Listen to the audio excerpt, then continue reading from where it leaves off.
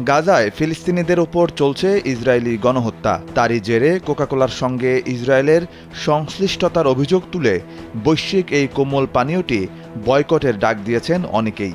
এই অবস্থায় ইসরায়েলের সঙ্গে দূরত্ব বজায় রাখা এবং বিশ্বব্যাপী ফিলিস্তিনপন্থীদের সহানুভূতি আদায়ের চেষ্টা করে যাচ্ছে এই ব্র্যান্ডটি।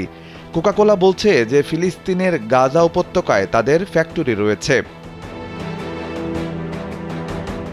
মধ্যপ্রাচ্য ভিত্তিক সংবাদ মাধ্যম দ্য নিউ আরবে 2016 সালের 1 ডিসেম্বর প্রকাশিত এক প্রতিবেদনে বলা হয়েছিল, অবরুদ্ধ গাজা উপত্যকায় কোকাকোলার ফ্যাক্টরির কাজ শুরু হয়েছে।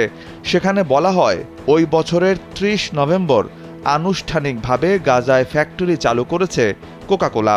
ফ্যাক্টরি চালুর মাধ্যমে গাজায় শত শত কর্মসংস্থান সৃষ্টির কথাও বলা হয়েছিল ওই প্রতিবেদনে। এক বিবৃতিতে কোকাকোলা ঘোষণা দিয়েছিল যে $2 কোটি বিনিয়োগে গাজায় কোম্পানিটির প্রথম ফ্যাক্টরি চালুর মাধ্যমে প্রায় 120টি কর্মসংস্থান তৈরি করবে।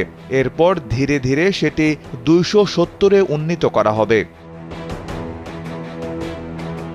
ফিলিস্তিনে কোকাকোলার ফ্যাক্টরি খোলার পেছনে মূল ভূমিকা রাখেন ন্যাশনাল বেভারেজ কোম্পানি বা এনবিসির প্রতিষ্ঠাতা ও চেয়ারম্যান জাহি খৌরি। ইসরায়েলে জন্ম নেওয়া এই ধনকুবের একজন খ্রিস্ট ধর্মাবলম্বী। তিনি গাজায় কোকাকোলা প্ল্যান্টের উদ্বোধনকে একটি গুরুত্বপূর্ণ মাইলফলক বলে আখ্যা দেন। যদিও পশ্চিম তীরে এর আগেই এনবিসির আরও 3টি বোতলজাতকরণের ফ্যাক্টরি ছিল।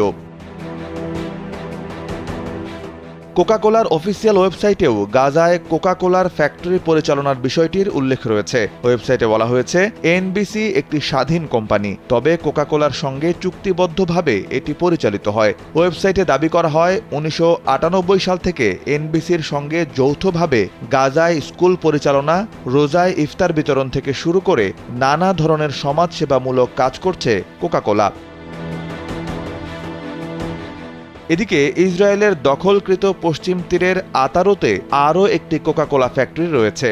2005 সালে অবৈধ বসতিতে চালু হওয়া ওই ফ্যাক্টরির সমালোচনা করেছে ফিলিস্তিনপন্থী মানবাধিকার গোষ্ঠী the boycott, divestment and sanctions movement BDS ছাড়াও অন্যান্য আন্তর্জাতিক সংগঠন। সাইফ বিন আইয়ুব, কালবেলা ডেস্ক।